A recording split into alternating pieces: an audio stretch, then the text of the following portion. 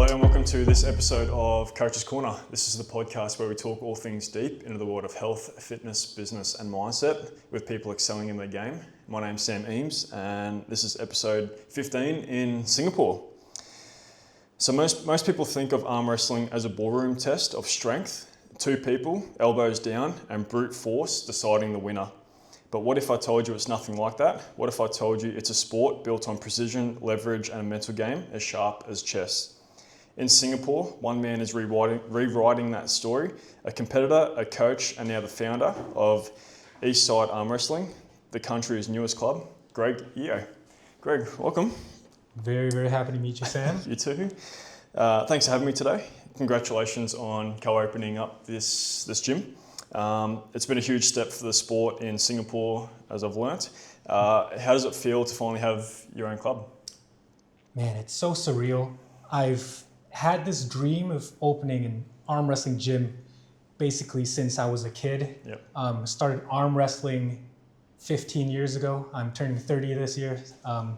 So since I was a 15-year-old kid over in the school tables, Yep. pulling with my friends, back then we had no professional equipment, just doing it on, the lunchroom tables, in our classrooms. Yep. And it was fun, of course, having that sort of grassroots level, very grungy, very, family tight kind of feel. But, as the years went on, I felt like to take arm wrestling to the next level of professionalism in Singapore, something had to change. And this kind of concept of having an arm wrestling gym was always on the back of my mind, and really, really cool to finally see it come into fruition. Yeah, it's awesome. How was that? So we'll start off with a brief outline of your career. Was arm wrestling always your sport of choice, or was it just something you fell into? Yeah, I think arm wrestling was definitely something I fell into, because before that, I was a bowler, a 10-pin bowler, since I was 5 or 6 years old. So I'm no stranger to sports, especially competitive sports. I started competing in bowling as soon as I started the sport. So first tournament was when I was about 6.5, 7 years old. And that competitive spirit sort of carried through with me my entire life. Back when I was 15 years old, on the school table, getting my butt handed to me, that's when it sort of sparked that interest in arm wrestling, thinking that I have to beat this guy the next time that I meet him again. Yeah, and that's sort of how it started. Yeah, that's awesome. What has been your biggest milestone so far in training?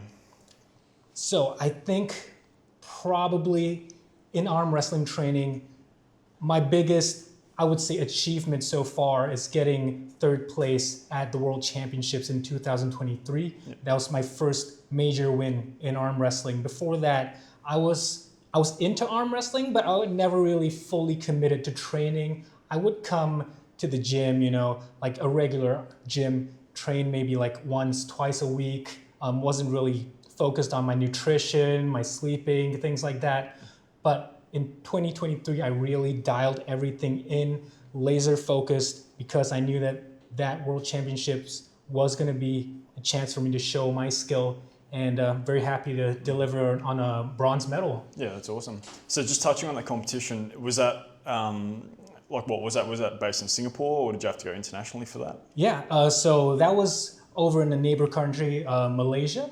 Mm-hmm. So the IFA World Championships back then, it was attended by, I think, like 30 countries or so from all over the world. And I had attended that World Championships before, the year before, in France, but didn't do really well. In a category of, I would say, 24, 25 people.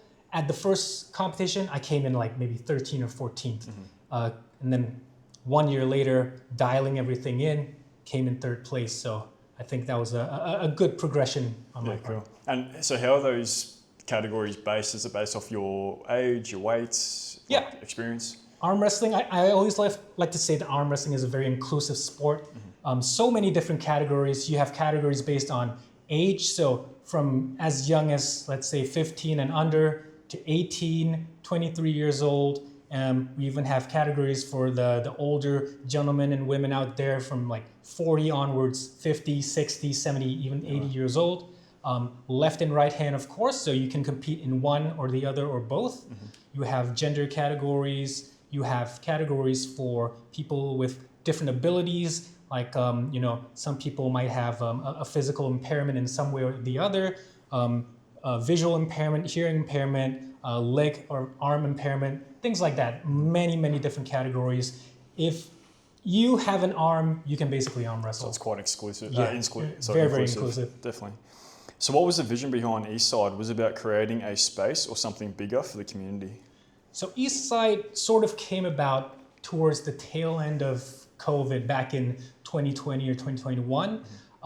It was a time when, for 2 years, everything pretty much shut down and we didn't really have any practices going on, but that fire of loving arm wrestling still resonated within me. And I was like, okay, I have to get something going.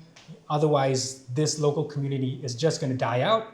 So I started a small little group of arm wrestling friends, about, I would say, between 5 to 10 of us towards the tail end of COVID, because they were still restricting the number of people that could gather together in Singapore. So at that time, the limit was, I would say, like between 5 and 10.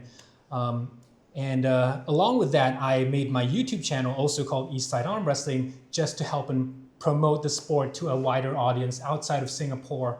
And right now, I think I've recently hit 15,000 subscribers on YouTube. Yeah, cool. TikTok as well, closing in on 10,000. Instagram as well, closing in on 5,000. I think as of last week, we've got about 25 million views across all of these 3 channels. That's awesome. And very, very happy because a lot of my audience is actually not really from Singapore. It's from around the world, around the region. So something that started off as just trying to grow this small little group in Singapore has expanded Really way more than what I thought. That's so good. That's awesome.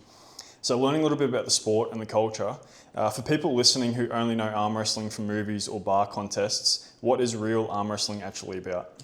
Yeah, I guess a lot of the of my generation and before, we would have known arm wrestling from like older movies like Sylvester Stallone's Over the Top. Yeah. And even if you haven't watched the movie, probably like almost everyone has arm wrestled at one point or another, whether it's with your grandma or with a classmate in school. Yeah. I think the number one most the wrong idea that people get about arm wrestling is that it's just about the arm. It's actually not true.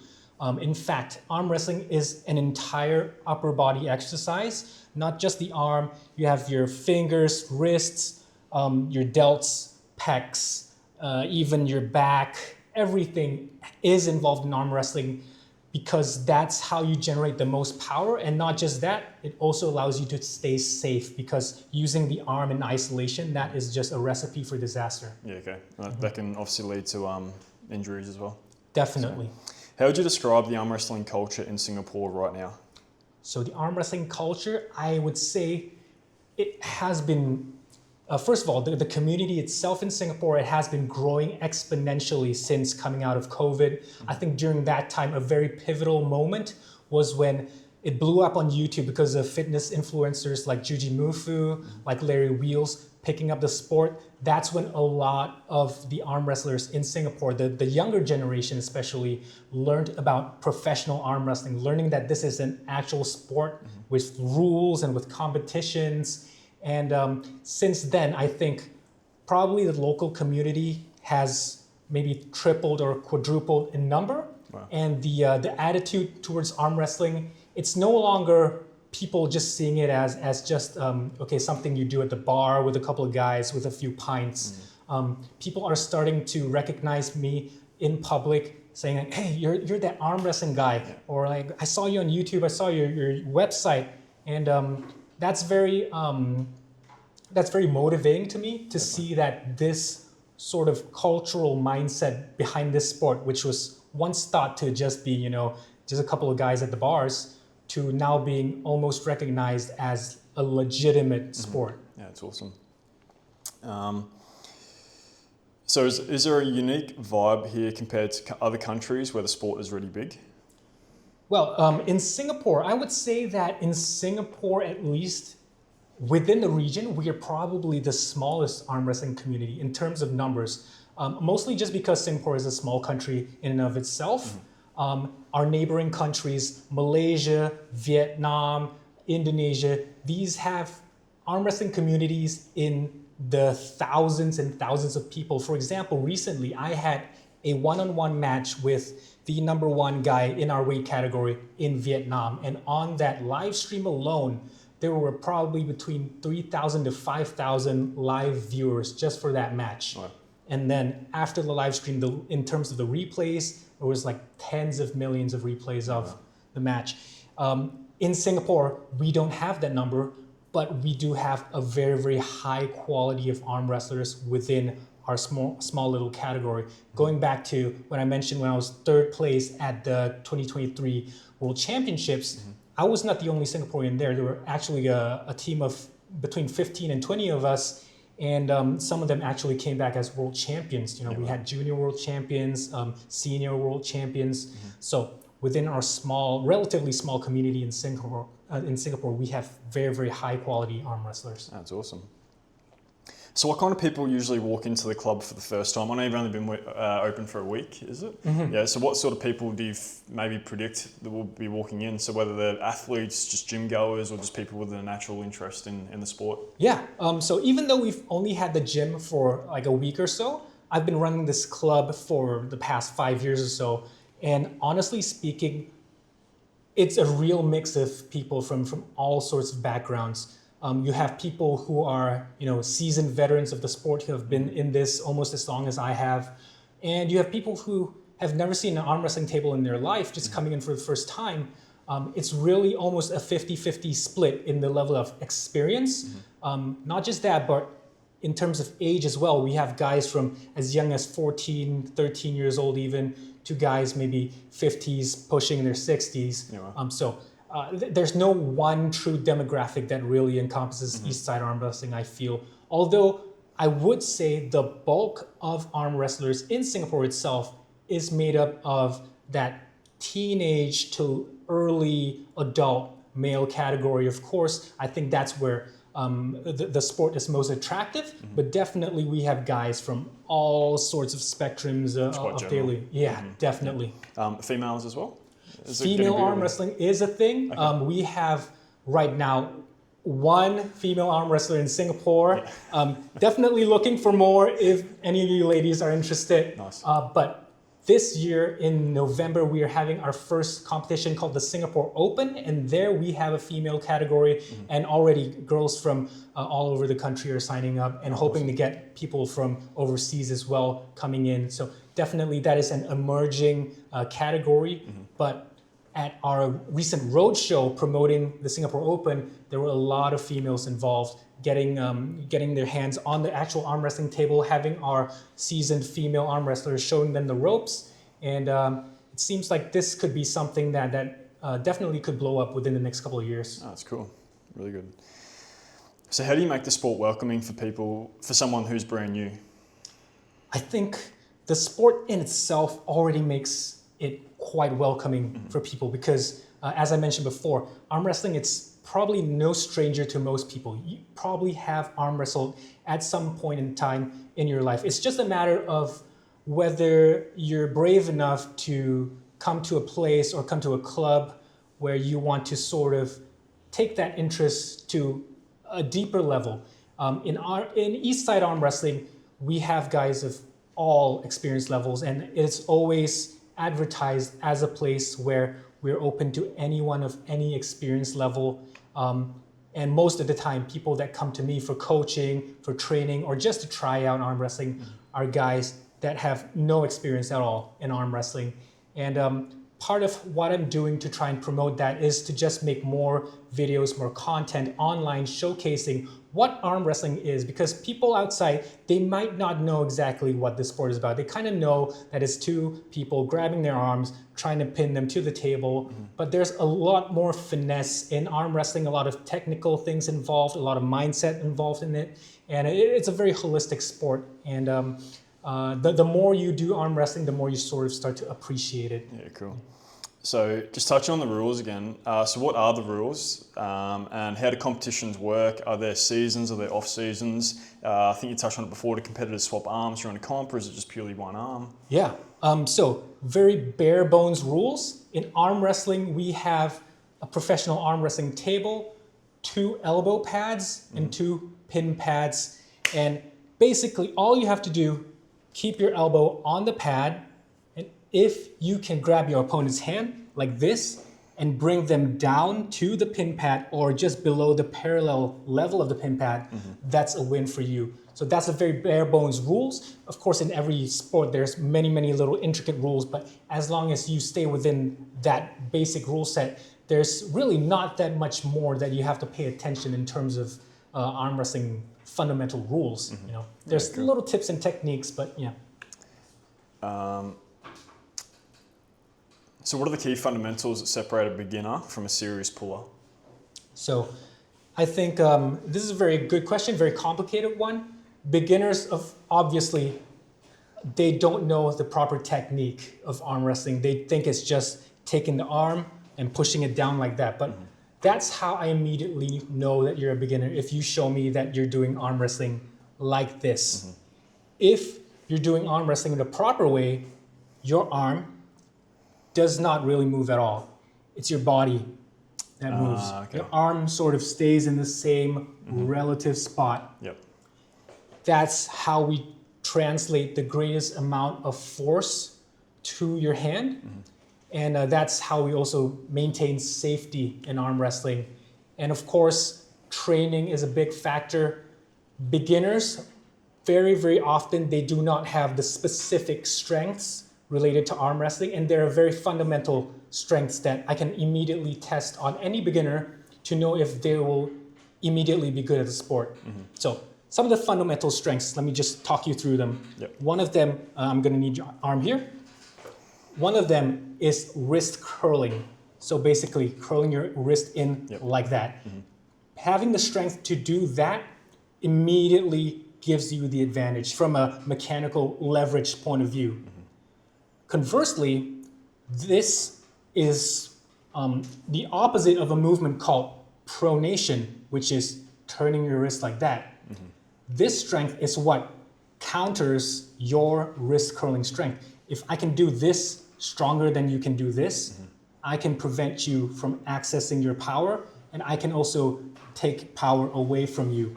So these are 2 very fundamental strengths. Another very fundamental strength is also something we call rising or radial deviation. So this is the radial side of the hand. Rising is basically lifting your wrist upwards along with your arm like this. Is that trying to get the elbow off the table? So, yeah, ideally, the other guy still has his elbow on the pad. Otherwise, if he lifts it up, that's a foul and the match stops. But just having that backwards movement takes away the leverage from you, gives the leverage to me. And it's all these fundamental strengths. It's all about leverage. It's all about physics, engineering. It's about making my move way more efficient than your move. So a lot more to it than just the strength. Definitely. Alrighty, let's jump into a training session. What is the risk of some of the injuries in arm wrestling?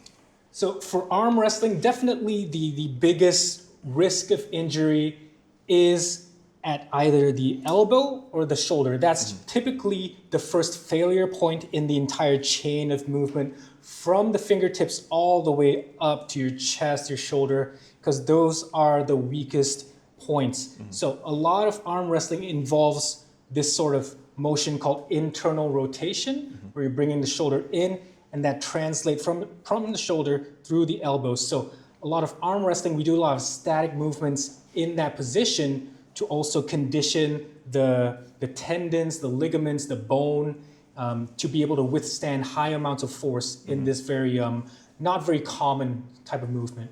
So where would most beginners injure themselves?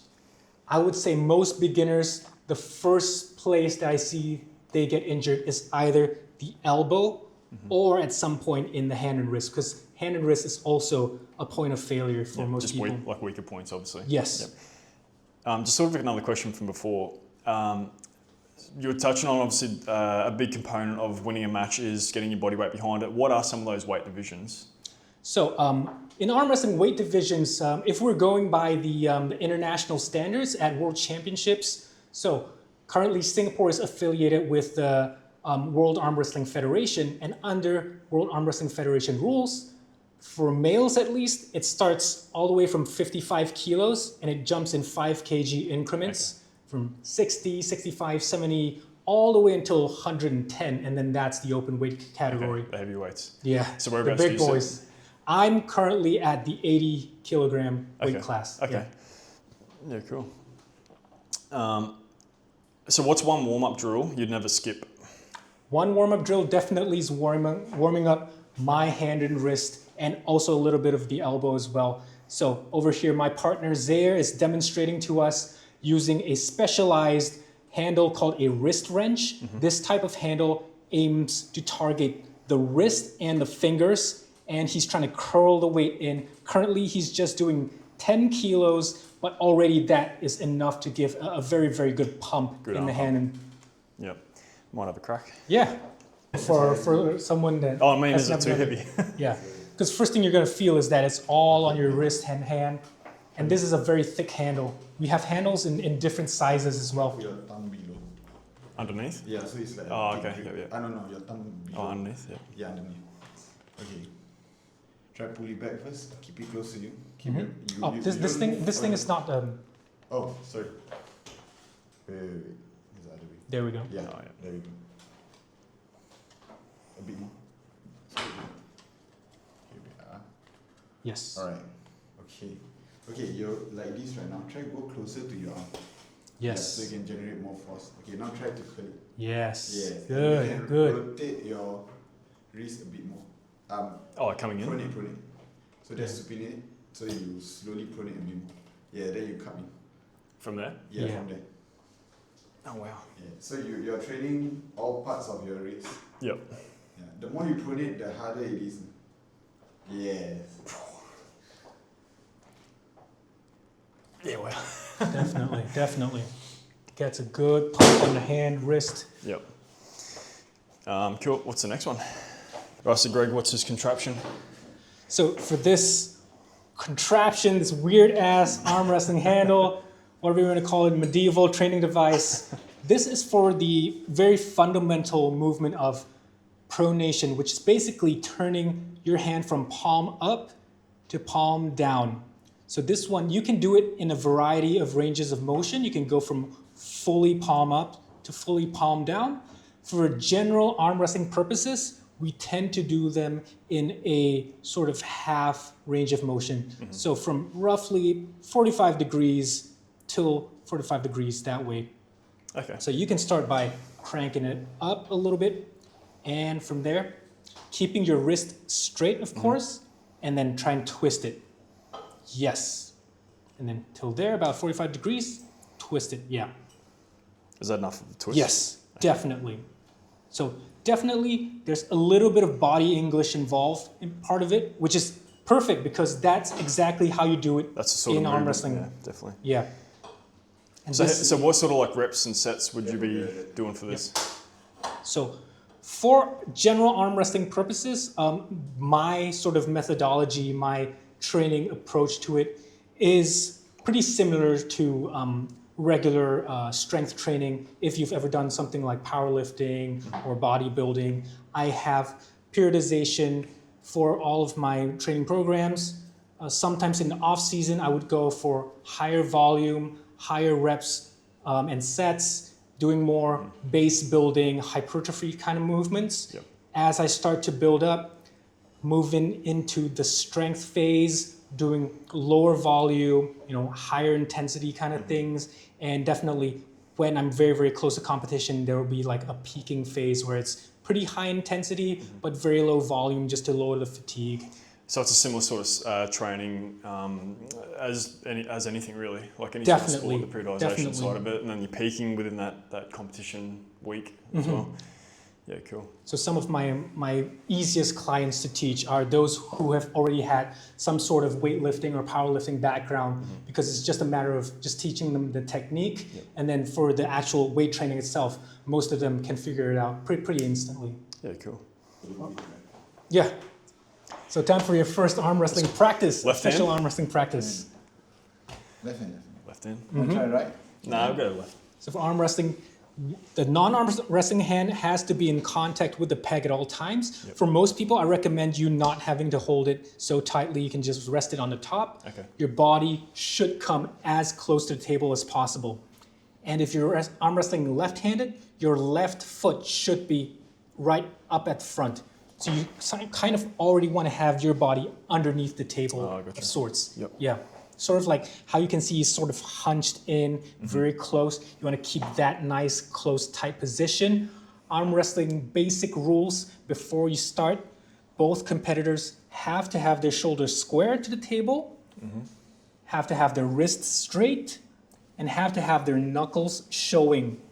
And the referee usually will call, ready, go. So after the go, anything can happen. Just don't lift off your elbow and don't get your hand to the pad or below the parallel plane of the pad. So right here is pretty good. I'm gonna say, ready, go. And the match has started. So immediately, most important thing to do, curl in that wrist. Curl it. Once you've got that wrist curled in, it's basically all the power is on your side. And what you want to kind of do right now is to lean down. Use your entire body, squat down, and lean and pull back as hard as possible. That was a slip. Yeah. So what does that mean? Happens all the time in arm wrestling, especially if guys are very, very close in strength. Your hands and fingers will be the failure point. If you slip apart, we have a tool called the strap, which is to tie both of you together. Yeah. Definitely, and chalk is definitely your best friend in arm wrestling as well. Why were you so calm then? I was like, yeah. Here you go. we're good? So right here, the referee will apply the strap between the thumbs, goes on the wrist. And once the strap is applied, there is basically no running away. And the strap changes the game a little bit. It benefits the guy who has a stronger arm, but doesn't necessarily have the stronger fingers and wrist. Because the reason why the match went to the strap in the first place is because one guy or both of them could not hold on to the opponent. So right now, with So the would you strap generally applied, start off with a strap, or is it just until someone slips? Or? if both arm wrestlers agree to it, they can start in the strap, and they can, bypass all of that, wasting the time, trying to set up, get the match going. But if one guy knows that he's going to be stronger without the strap, then he might decline and just say, hey, okay, let's just do it without the strap and try to win that way. So what my partner here is doing right now, he's trying to get as much leverage, as much advantage as possible. See how he's climbing so high up that you can't even see your thumb? Yep. So Okay. that height, So center of gravity is very important for this sort of stuff. very, very important. So that's why you want to be as close to your arm as possible, even closer. You can get like your hips as tight as possible, close to the table.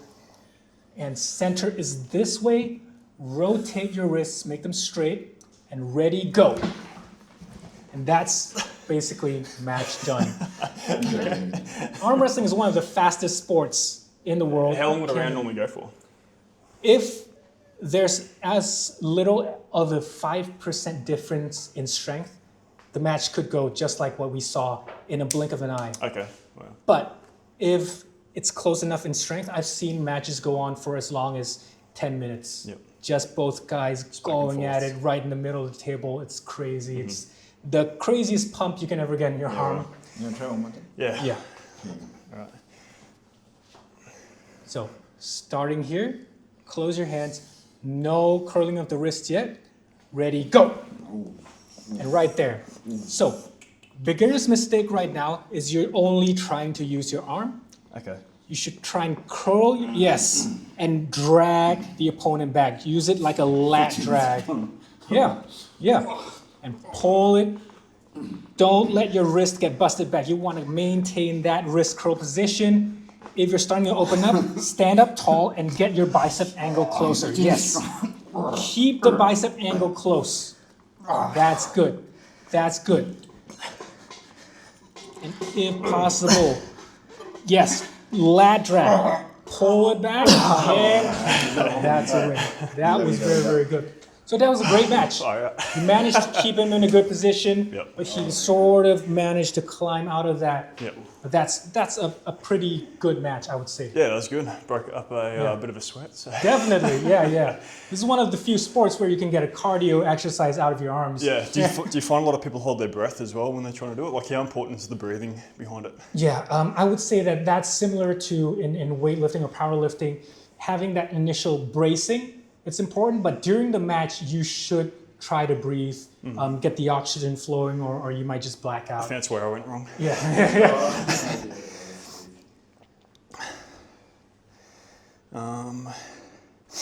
So we just saw a bit of a sparring round.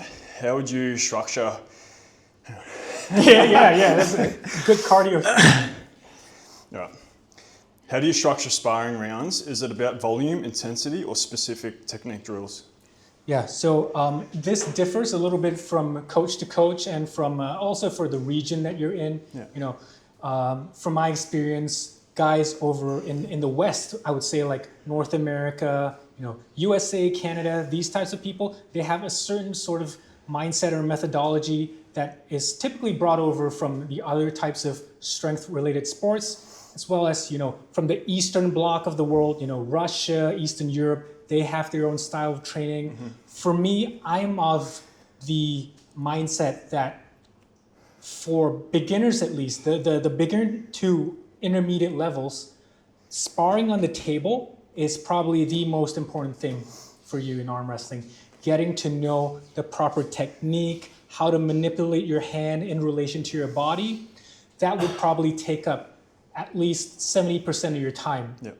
As you become a more seasoned arm wrestler, as you start to already know the techniques and master them, that's when you really have to focus more of your time in the gym with the weights and start to program your training to progress. Because on the table, it's very, very hard to track progress. Your opponent might be stronger or weaker on a certain day. They could be just having an off day. You don't really know how strong they are. But with the weights tell no lies. And if you can see the weights progress from week to week, month to month, you know you're making progress at the gym. And as for me, 15 years into the sport, my amount of table time is probably at most once a week. And the rest of the 6 days of the week, I'm doing some form of specific arm wrestling training, whether it's for the hand, for the pecs, for the shoulders, something. Yeah. So it's a little bit different to like your just classic bodybuilding, like 8 to 12 reps over 4 sets sort of thing. It's a little bit more specialized, obviously, with the rotation, a little bit more functional. Yeah, in terms of the actual reps and sets, it's very, very similar to bodybuilding type of training if it is in the off season. So in the off season, I would say that would be 3 to 4 months out at least away from a major competition. Mm-hmm. I would be doing more hypertrophy kind of work, building my base, building the muscle size, building even a little bit of endurance as well. Closer in, maybe let's say less than 2 or 3 months out of that, that's when I start to transition to more of a strength phase. That's when my reps and sets, drops from that maybe 12 to 15 down to about 6 to 8 reps or so, starting to transition a little bit more into strength, sometimes even in the 4 to 6 rep range. And then that very last month before the competition, that's when I started to do the peaking. Reps can go from 5 to 4 to 3 reps, but I typically don't do things like 1RMs because that one has too much of a risk for too little of a return, in my opinion. No, I agree with that. So how do you manage recovery in between heavy training sessions and high intensity table sessions as well? Mm-hmm. So definitely it differs from person to person, but I feel like if you're a beginner, you can have at least 2 pretty high intensity sessions a week. So I would space them out maybe 3 or 4 days apart. And high intensity, meaning you're going at roughly 80% of your max exertion. I typically don't try and push people past 90% because once you hit that 90 above, I think for most people that is very difficult to recover from, especially in arm wrestling where a lot of it is dependent on the ligaments, the tendons. Those tend to take a little longer to recover compared to muscles themselves. For muscles, I would think, especially for your hands, for your biceps, these muscles recover really quickly. Some people just overnight they can recover. But for the ligaments, the bones, everything like that, at least 3 to 4 days, I would say, is a safe spot for most people. Well, okay. Right, Greg. So obviously with any sport, mindset is a big component to it. So when you're at the table and you know someone's stronger than you, what is your strategy? So the first thing, I never go to a table thinking that the other guy is stronger than me. I think even before a match, having any sort of doubt or negative thought, that is immediately putting you at a disadvantage.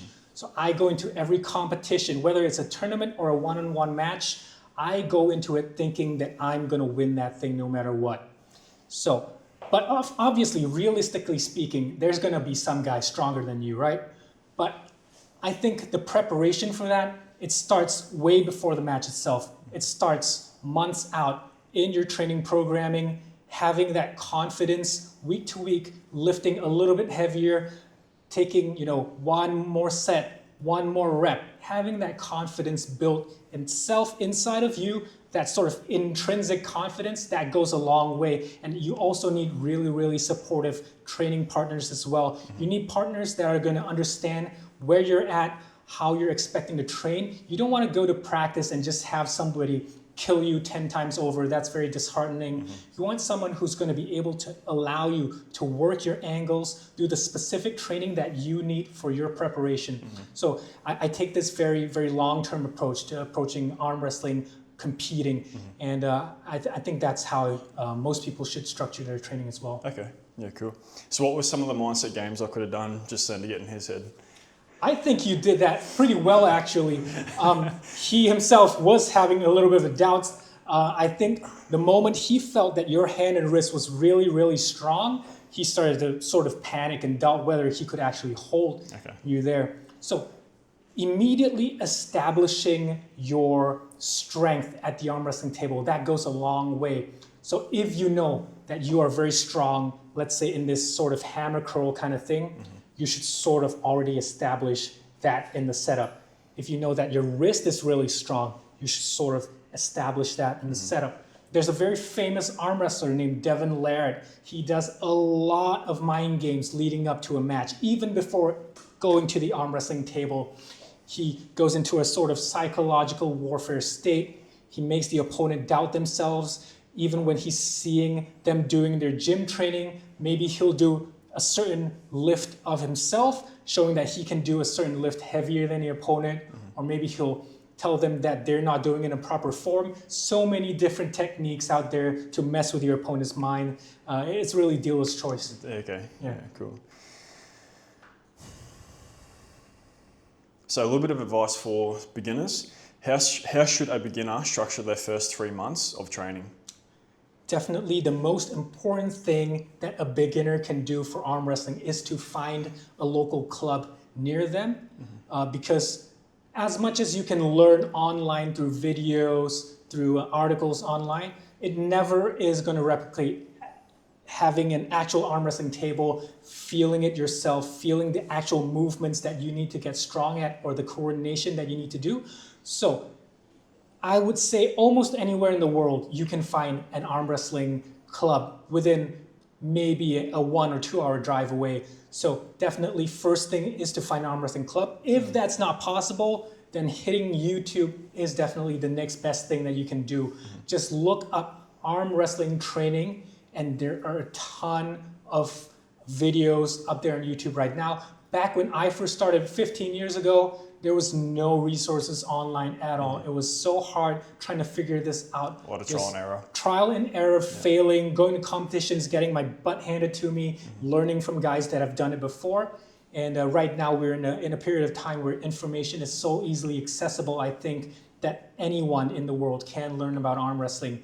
And once you've found this sort of training program, I would say take things slow, first of all. You don't want to go straight into it, balls to the wall. If you have some sort of training background, whether it's powerlifting, strength training, even more so, I would advise you not to go so heavy because you already have that base strength.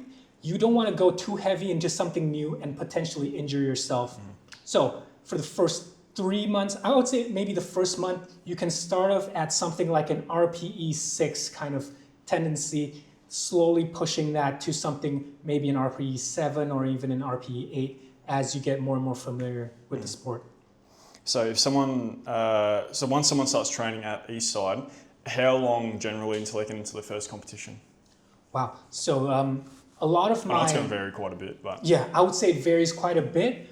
But for the most part, I encourage my personal clients, my students, to go for an arm wrestling competition as early as they can. The moment that they feel confident, they should try and participate because competing in an arm wrestling competition is not like sparring at all. In a competition, there's so many more variables. You know, you have the nerves leading up to the competition. You have that not knowing of who your opponent's gonna be. A lot of factors that you can't necessarily teach your student as a coach. Even if you have the best facility in the world, nothing's gonna completely replicate what an actual competition is like. And for the most part, competitions also have a novice category or an amateur category, so that's something that's pretty accessible for most first-timers to attend. And for all my students, I would love to be there at their first competition to just coach them and tell them what to do. yeah, cool. All right, we'll start to wrap it up with a couple of quick-fire questions. So just first thing that comes to your head, all right? So strongest opponent you've faced? Valen Low.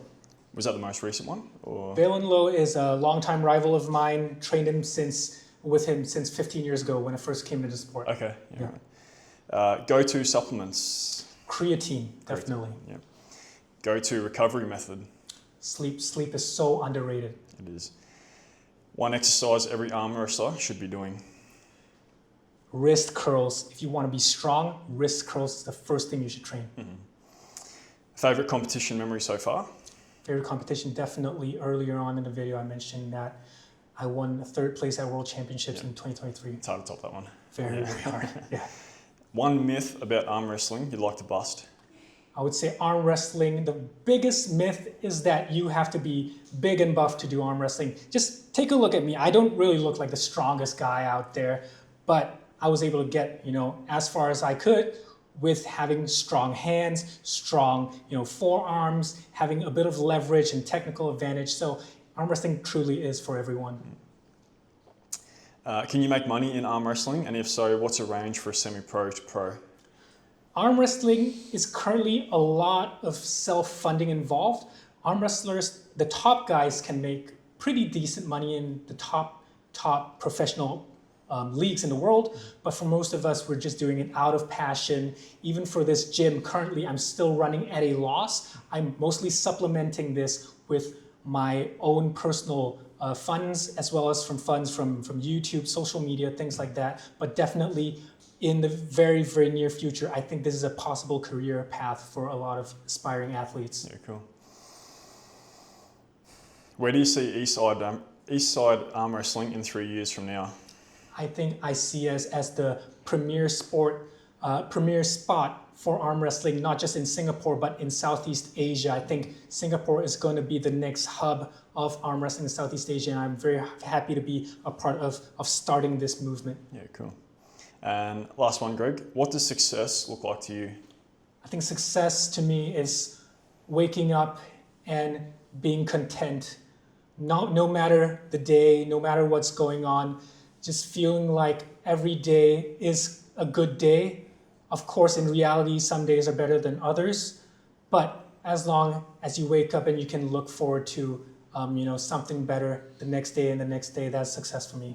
That's a good answer. Well, Greg, thanks so much for today. From your personal journey to the training insights, it's clear you're building something really special here in Singapore with Eastside Arm Wrestling. And you mentioned you'll be visiting Australia soon.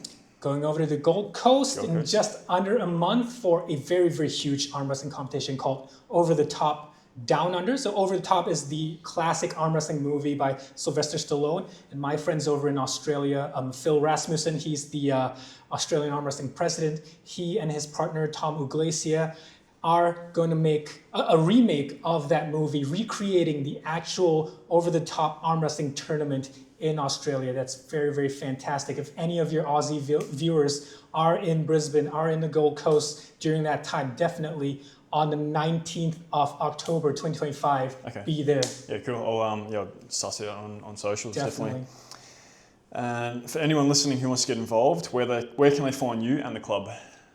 So anyone in Singapore, or even if you're visiting from overseas, if you want to visit Eastside Arm Wrestling, we are located at 228 Changi Road, Basement 1, Room 17. We're open 24/7, but I might not be here every single day. If you want to reach out to us, we're on social media, Eastside Arm Wrestling, on Instagram, TikTok, YouTube, Facebook, all of them, Eastside Arm Wrestling. Drop us a message and we'll get in touch with you almost immediately. Yeah, cool. So thanks again, Greg, for your time today. And if you're in Singapore, definitely pop into the club. If you found value in today's episode, the best way to support the show is by hitting subscribe. It helps me stay motivated knowing this content is providing value for you and it keeps the episodes coming. You can follow along on YouTube, Spotify, Instagram and Facebook at Coach's Corner Podcast. Thank you to anyone that listens. I appreciate your time, your attention and your support, and catch you on the next episode of Coach's Corner. Thanks guys.